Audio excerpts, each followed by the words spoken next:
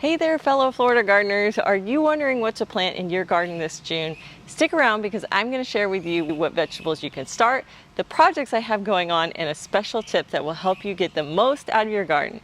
Plus, I have a seed giveaway that you won't want to miss. So let's get started and make this the best gardening season yet.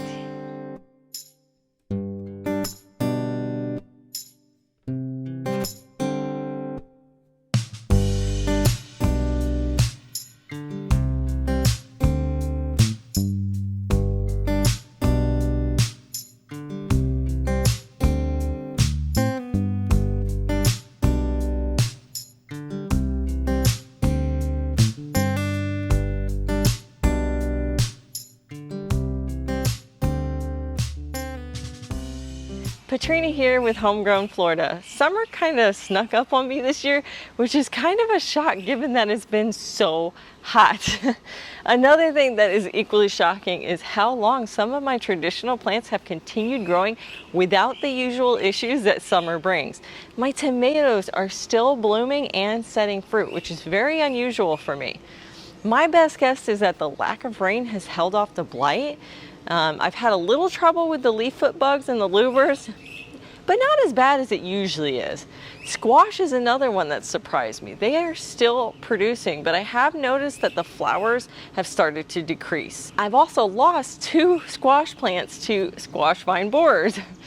I decided to continue succession seeding the patty pan squash in the shade because one of you guys mentioned that you had success this way. So I'm giving that a shot in my most shaded bed this summer. The tropical squashes are doing great. Surprisingly, the watermelon is just incredibly happy right now and it's producing a lot of melons. I think I'm up to 9 now. I'm still figuring out the proper time to harvest them, so hopefully I should have some good news for you on those later this month. I do want to tell you about one new plant that has been doing tremendously, which is tomatillos. Guys, where have these been all my life? Oh my gosh, they are so easy and they taste really good.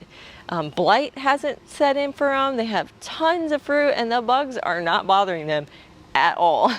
I grew them just kind of like as a test this year and I was shocked how much I like the fruit. It's sweet like a grape, crunchy like an apple, but it also has this like citrus and pepper thing going on. Very shocking. I love it. I'm working on some recipes right now to start using them beyond just your traditional salsa verde.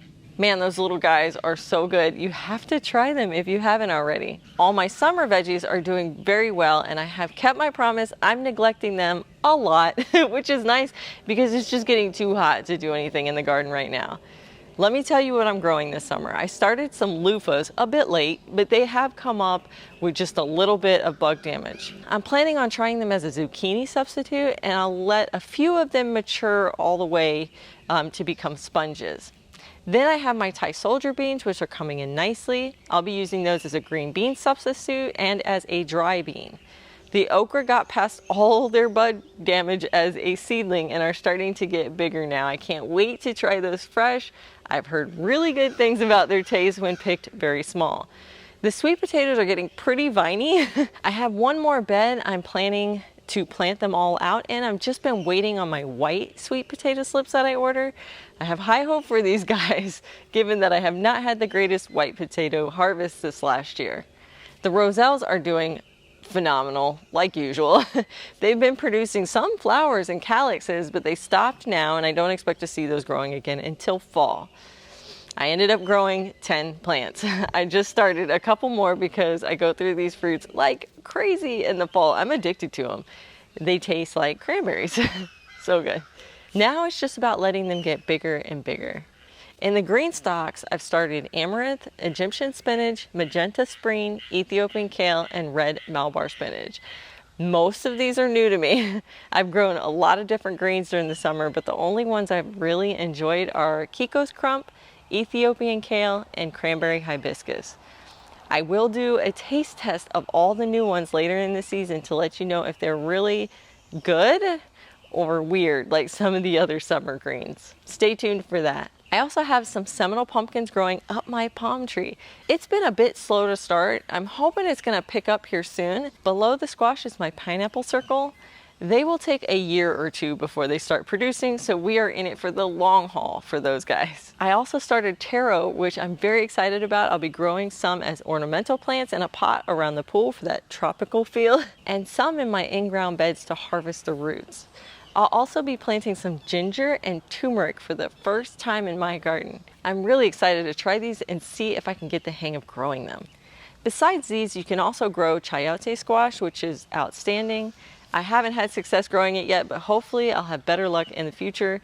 Cowpeas like whippoorwill, which is my favorite type because they are similar to a pinto bean. Once my corn is done, which should be soon, I'll be planting a bunch of those. Papaya, which can be a perennial in Central and South Florida. You can also do peanuts, pigeon peas, and other tropical spinaches like Okinawa, Perpetual, Longevity, and New Zealand. So as you can see, there is still a lot of things we can be growing this time of year.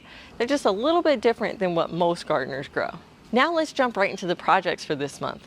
Because it's so darn hot, for the next couple months, my outside projects will be limited. I do have the section in my backyard near my pool that needs some plants added to it. I recently did a video with Jacqueline on her channel, The Wild Floridian. I'll add the link to her channel below in case you didn't have a chance to see that. She came over and gave me a consultation for the native Florida garden I'll be putting in the front and the backyard. I've gotten all the plants for the backyard that will help bring in the pollinators and increase the predatory bugs to help bring down the pest pressure for the vegetable garden. So all I need to do is put those in. It's pretty much my only big outside job. Most of my remaining projects will be indoors. My freezer is packed full. I need to get it emptied out, so I have a lot of canning projects. I need to replenish my very popular soup base. That will use up my celery, my onions, some garlic, peppers, and carrots, which I still have a ton of carrots. The last of my cucumbers from my plants are finishing up, and I need to turn those into pickles. I need to make more spaghetti sauce and salsa with my tomatoes and my peppers. I have my strawberry harvest frozen, so I need to decide if I'm going to make jam or switch it up and can a strawberry syrup for teas. What do you guys think? Head down in the comments, let me know what you think I should be doing with those. Our garden friends in the north use winter to do a lot of their canning projects when they have downtime, so I'm taking a page out of their book and I'm using my downtime here in the summer to get all these projects done. The next project I'll be working on inside is to restock my sourdough bread products. I usually do these big bread baking sessions and then freeze them so we can use them whenever we want. I'll be making sourdough artisan loaf, some bagels, English muffins, waffles. Elizabeth, my starter, is going to get a good workout. I don't plan on doing all the baking in one day. I'll be doing it over a week. Thankfully, all the recipes are pretty easy, but anything with sourdough usually requires overnight proofs of the bread. Sourdough is different than using yeast, since yeast rises very quickly and sourdough rises very slowly. I have a bit of a system in place where I mix the dough in the evening, let it rise overnight, and then either bake it in the morning or just stick it in the fridge if I want to bake it later that day. Now we have the special tip and seed giveaway, the fun part of the video. That special tip is to keep your garden clean. Things are going to grow like crazy this time of year, and that will give the perfect environment for pests and disease. As you know, this is the time of year that we struggle with these two things, but you can get a better handle on them now, which will make fall an easier growing experience for you.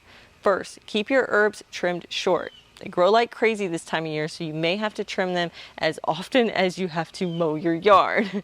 Second, you're not going to want to hear this, but if you have some plants that are struggling, rip that band-aid off and tear them out now. I know it hurts, but by keeping them this time of year and trying to fight the issues, it's just going to lead to frustration and bigger infestations that could take years to get back under control. It's better to just cut your losses and get rid of them. Now, if your plants are doing good, keep them. I still have tomatoes growing because they are doing well. Don't feel the need to pull plants if they want to grow. I'm mainly talking about the ones that are riddled with fungal disease or torn apart by pests. Get those up out of the garden. Thankfully, this task does not take a lot of time. Well, I guess it depends on how big your garden is. So you can take a weekend and get them all out and cleaned up. Don't leave the plant debris in your bed. It will just breed more issues. If possible, when you remove your spring plants, leave the roots in the ground.